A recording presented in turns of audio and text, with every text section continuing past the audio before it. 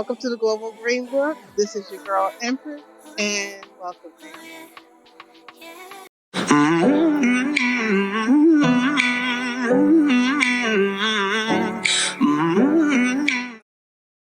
All right. So today is my girlfriend Shamor, her book signing, which is exciting. She's going to be at Lost City Books today. She came up from Durham. I'm waiting until the time it starts tonight. I'm heading out to Tacoma Park just for a little me time. I took off of work. I want to decompress. I'm going to meet them for dinner. So it should be exciting. So this is a turmeric ginger Thai latte. It's very delicious. I got it from the Tacoma Beverage Company. We're here in Adams Morgan, so I'm heading over to Lost City Books. I just dropped off Shamora, so the book signing event has already started. So hopefully I'll get it on my Instagram page live, so we're going to try to do that. So make sure you go over there to check out the full event.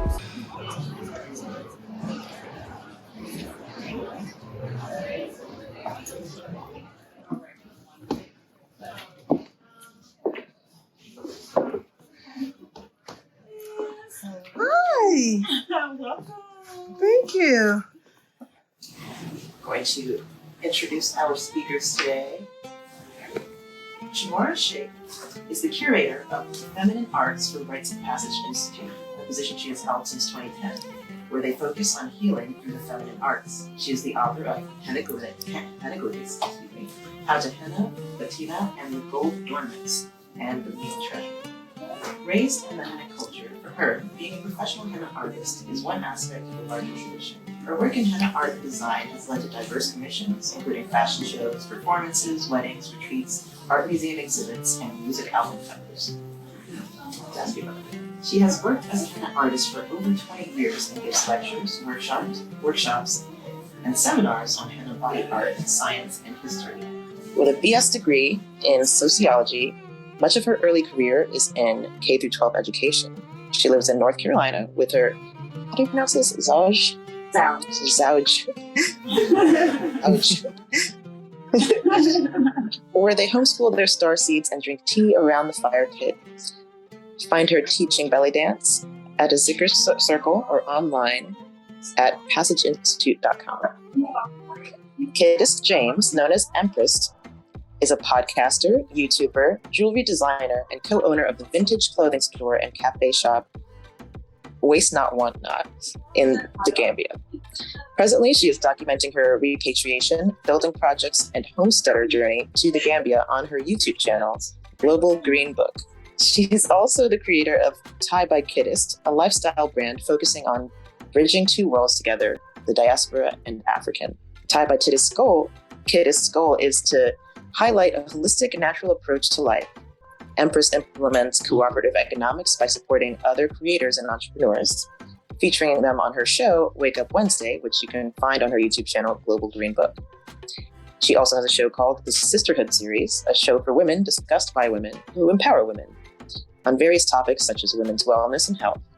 She hosts panels of experts that can enlighten and educate her audience to a more natural approach. And without further ado, please welcome our speakers for today. I guess we'll start with introducing ourselves as well, and how our person speaks with Henna, and how we got into Henna, and how we got into doing connecting on Henna. Yes. Okay. Because this is all about Hennaglyphics, and I enjoy the book thoroughly. It's a really good book. Let me just share my experience with henna through Shamor and my previous experience with henna prior. My first encounter in henna was in my early 20s, and it was more of, I thought it was cute, sexy, I was more of a hippie type of girl. And so I didn't really think much about henna. And then I got into when I realized that I was never one for like dyes and things like that. So I learned you could henna your hair. So it was more of aesthetics things for me. It was nothing really I was connected to, but the more you're introduced to certain cultures and lifestyle, you become more enlightened. And so through my journey through it, you meet people from different cultures, and that was my introduction. I was introduced first through the Indo-Pak community before I even was introduced through the African community. During my time as a Muslim was when I then started experiencing the African side of Henna. And I was wild because it didn't dawn on me.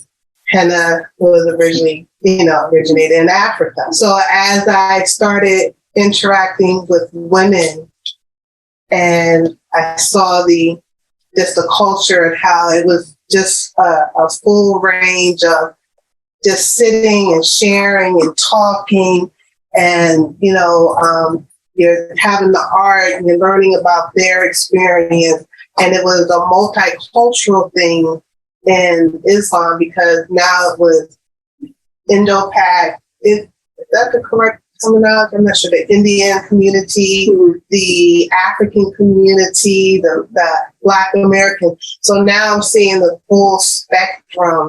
It was the Middle Eastern women. So it was like all of us are sharing this one common denominator of henna. And it became more of a spiritual experience. And I was looking forward to henna, not so much for the aesthetics of how it made me look, but for the sisterhood and just being able to have another woman caress me in a non-sexual way, but in a loving, caring way, because, it's just like they're caring about how you look and how you feel. So for me, it became a more of a beautiful sisterhood experience. And then when I met my sister Shamora, it went to the next level because my sister, she deals with the more holistic, natural approach to henna. And I did not realize how therapeutic and healing it could be as well when you're doing the whole, she gives you an experience of a lifetime like none I've ever experienced. And it's just a connection that I feel that every woman should experience, and that we miss out here in the West because of the culture that is not geared towards more of,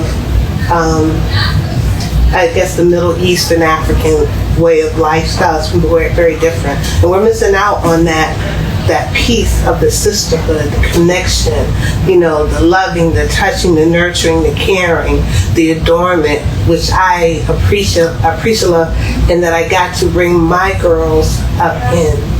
And so they got to experience it. And so it was a piece that I never got to experience. And then she helps me take it to a next level because she teaches me so many things. And this book is amazing. That's my little piece about Hennaglyphics. And when she started talking, you understand why it's like she takes it to a different level, because I'm wild about her knowledge of, just the components and the stories and things that I never got to experience. And so she takes me back to where I now kind of feel a connection to my African roots that you kind of miss out being raised here in the West. So that's what I have to say. Chris, thank you so much, and thank you to all of you for being here. Yeah. I'm so excited. So I'm Shamora SM Sheikh. This is Hennaglyphics. My earliest experiences with henna, I was just a little girl. The women in my community would have these get-togethers every week where they would get together and belly dance and have tea and get their henna done. And I was just one of the, start out being one of the, young girls that's just running back and forth. And they kind of would put all of us children in one room, and we were supposed to play together and stay out of their hair pretty much while they have their, but I was kind of always squeezing my way up in there. And I just, I would even go to the extent of like going to dig henna cones out of the garbage. Because, they didn't finish all of them. So if you could get a few out of the garbage, you could still squeeze a little bit out and like play with it or use it, on your friends and things like that. So I would do that. And then, they started out with letting me help with basically the grunge work, which is mixing in the kitchen and preparing the paste for the party. So I started out just in the kitchen helping out with sifting, mixing. It's very messy. And it's probably the dirty work that nobody else really wants to do. It's not the glamorous side of henna. But that is where I started. I mean, I never at one point think I was like, I'm going to be a henna artist. It just happened, and wherever I went, it's followed me in life. And once people figure out that I do henna, it just starts off with one person and then it's like wildfire. Next thing you know, you have a line out the door and you're at every function, whether it's a wedding or a naming ceremony or, anything like that. So you had mentioned that album cover. That was actually Nina Freeland's album that just came out a year ago. And I did her henna for her photography shoot for her album cover. So it was marvelous to be featured on there. She won a Grammy for that. And she won the Grammy for it. Yes, she did. So amazing to work with artists and to be featured and be part of fashion shows and everything like that. But those are my earliest memories of henna. And you asked earlier about what inspired me to write the book. But in the beginning, I actually was working on a class and I was writing my curriculum for the class. And I just said, nah, we're going to put this on the back burner. This needs to be a book. There's not a lot of henna books that are out there. And there's especially not a lot that are, when you do find them, a lot of them are pretty much hallmarking like Indian or Mindi, like Indian style henna. And I didn't really see anything out there. My background is from Senegal, part of my family. That's more what I grew up in. I just didn't see that represented anywhere. And then as I got off into the history and everything, you realize that the plant itself originated in Egypt like 6,000 years ago. It's this long, full history of women's artistry. And I was just like, I don't see this anywhere. So I was like, this is putting that mark, in history and having a voice for that. And that is really what I wanted to do and how I came up with the book. There's 3 parts to the book. So it's more than just a how to henna book. It's the whole entire, it's like there's white bread and there's like whole grain bread. Okay. It's the whole package. Well, as a person who was gifted the book to read early, I was expecting more of a tutorial when I saw the book. I was expecting more of a tutorial, something to kind of teach you like how to do the henna, how to do the design. But then as I started diving deeper in the book, she goes into the science part of it, the mixology, the scientific names, the breakdowns of components, the healing properties. She has sections where the stories that were told when the women was come together to do the henna, the different stories that were passed down. When I started, I'm like, wait a minute, this book is way more than what I anticipated. It went into the history, the deep history of henna and how it affected not only our community but other communities. And I was just like telling my sister, I was like, I understand why you ghosted me for so long because this book was so much more than I had anticipated, and it was a really pleasant surprise. And anyone who gets this book, you're not only getting an education on how to do the artistry, but you'll get so much more. You'll have a tool, a story to share if you come from an Islamic background. You have stories that are not hadiths, but just, stories that women shared with each other and, to have the laughs and the intimacy. It's such, I was so surprised. It's such a great book. It really is. Thank you. Thank you. To see the entire interview, please go to my channel, Global Green Book on Instagram, and click the video with Shamora and I's picture on it, with featuring her book, Hennaglyphics. Shamora, this is the author of Hennaglyphics. So thank you guys for watching. Make sure you check out her book. How can they find your book, Shamora? You can go to passageinstitute.com. That's PASSAGE Institute.com.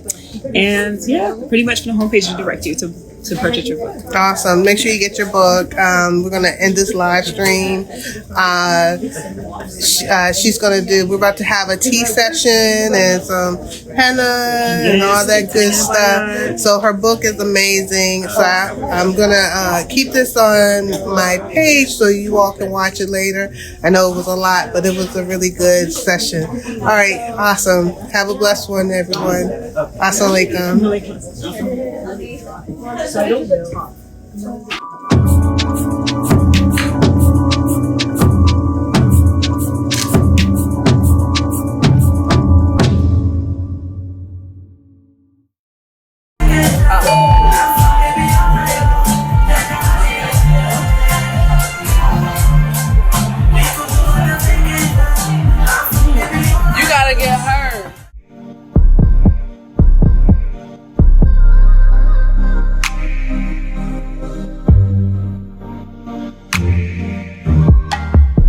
forget to like, comment, and subscribe. We're trying to get to 1,200. Thank you, family.